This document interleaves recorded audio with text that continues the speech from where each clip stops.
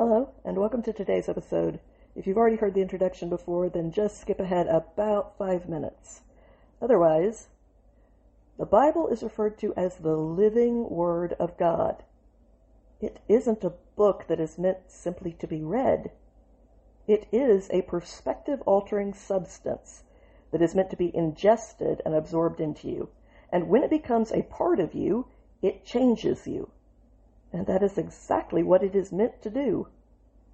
A psalm is a spiritual song based on real-life experiences that reveal a profound foundational insight that is then expressed in the form of music, which is usually played on a harp. This is my own paraphrase of the Psalms. Now, there is an important difference between a paraphrase and a translation, and it is important to understand what that difference is. A translation takes a text word by word, and it finds the most accurate word in another language to convey the meaning of that original word. But sometimes getting the details right can come at the expense of the big picture.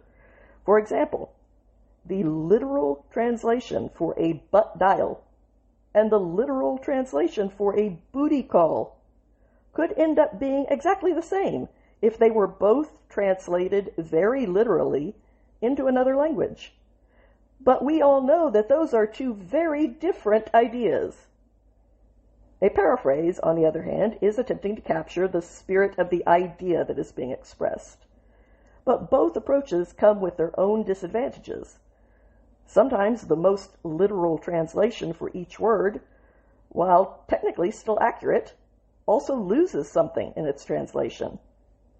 For example, if you were to translate the phrase, "cat got your tongue," into another language, it would probably make no sense to them. Why would a cat grab your tongue? What are you even talking about? In order to convey the original idea, you would have to find out which saying is used in that other language to express the same concept. But it might not involve a cat, or even any animal at all. So the literal translation would not be a very accurate one. But in a case like the one that I just described, the idea is more important than sticking to a very literal translation that ends up losing all of its intended meaning. However, because paraphrases are an individual's interpretation of the underlying idea instead of a rigorous academic translation of the word, they are not as objectively accurate as a translation is. A paraphrase is a lot more subjective, and that makes it much more susceptible to interpretations that are way off the mark of the original text's intent. The focus of a translation is on detailed accuracy, and sometimes the broader picture is not conveyed very clearly as a result. The focus of a paraphrase is on painting that big picture, but it often loses the accuracy of the finer details. Both are useful as long as you understand which is which, and what the disadvantages to each approach are. And that is why I recommend using both an accurate translation, like the New American Standard, and a responsible paraphrase. For my part, I've done my best to create a hybrid paraphrase that also contains the truest translation that I could create for the Hebrew words that are found in the original text. But everything loses something in translation. Every word is an amalgamation of several other words. That is basically what a dictionary is. It tells you which words overlap with the word that you are interested in, and that helps you to fully understand its context. When it comes to a language that you are familiar with, all of the implied connections that are associated with a word are inherently carried along for context. They are tethered to its meaning, and we all understand that those connections are part of the picture. But this web of context does not come along for the ride when you are dealing with an unfamiliar language. So in a translation, you often have to choose between picking a word that overlaps more than any other single word would, while sacrificing the rest of the picture, or you end up with an extremely wordy translation that doesn't flow as well as it does in the original language. And Hebrew especially is such an abundantly rich language that to remain true to the beautiful web of context that is contained in the original biblical portrait, you end up with a very wordy English version. That trade-off is clearly not for everyone. But the truth is that there are already so many paraphrases out there for the people who want the maximally filtered, ultra-boiled down, heavily concentrated version of the Bible. And I'm not denying that concise simplicity has its utility. It certainly does. So if that is all that you are looking for right now, then there are already several versions out there to suit your preferred purpose.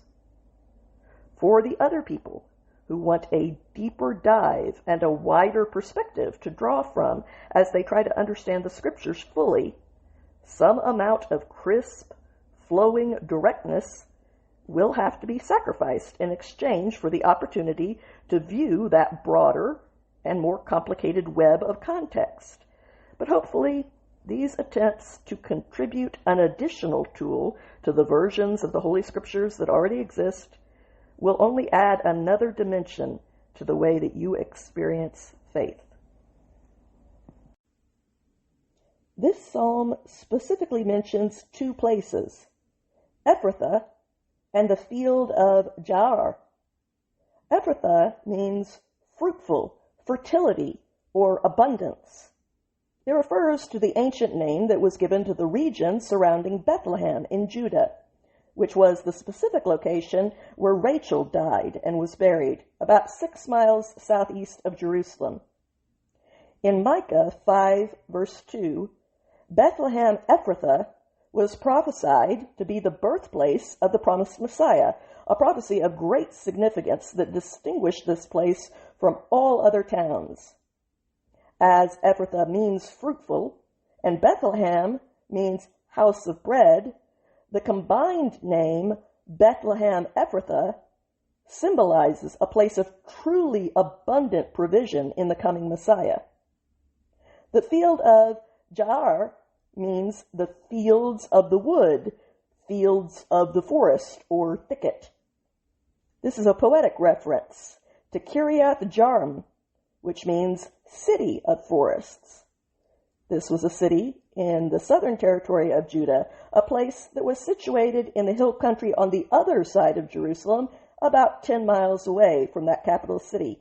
And it is generally identified as the modern-day site of Deir el-Azar, west of Jerusalem. This location is critical because it is the site where the Ark of the Covenant was kept for approximately 20 years after the Philistines returned it in 1 Samuel 7. So, in this psalm, the it that the people found in this location was the Ark of the Covenant when David moved it to Jerusalem and began gathering the materials for the great temple that would be built by his son, Solomon. Psalm 132, Part A, the first 9 verses. A song of ascents. Ascents refers to the steps for going up to Jerusalem on the journey to participate in sacred festivals. Ascents, steps, or degrees is a reference to the physical ascent into Jerusalem, and specifically it refers to the climb up to the temple. So these psalms were likely sung by pilgrims who were traveling to Jerusalem. Yahweh, the existing of all existence. Bring David to your mind and reflect on all that he suffered. Respond to all of the miserable hardships that he endured, the humiliations, the weight of internal depression and external oppression, who swore a deliberate, binding oath, a formal 7-fold oath to Yahweh, voluntarily promising to the mighty champion of Jacob, "Indeed, I swear that I will not enter the tabernacle of my own house, or climb into the sanctuary of my luxurious bed. I will not give my eyes sleep, or rest my eyelids until I find a place for Yahweh, the strong hero of Jacob, to reside, until I locate and obtain space for him to inhabit. Here, in Ephrathah, we heard about it and responded, and we found it, the ark, in the field of forests, the city of Jaar. Now we are eager to enter the place where he resides and prostrate ourselves at the footstool where his feet rest. Actively ascend to your sanctuary, your secure, peaceful, long-term resting place, Yahweh, you and the ark of your fortitude. Let your priest be wrapped with meaningful integrity, and let the audible sounds of joy ring out with triumphant ecstasy from those who embody your own commitment to act with unwavering love and generous mercy. I pray that whatever voice God might choose to give me in this world, he would also give me the words that I should use it for. These words have meaning for me, and if they had some meaning for you as well, then I am truly grateful that we have both been given a gift from above, and from each other. Have a good day out there, my friends.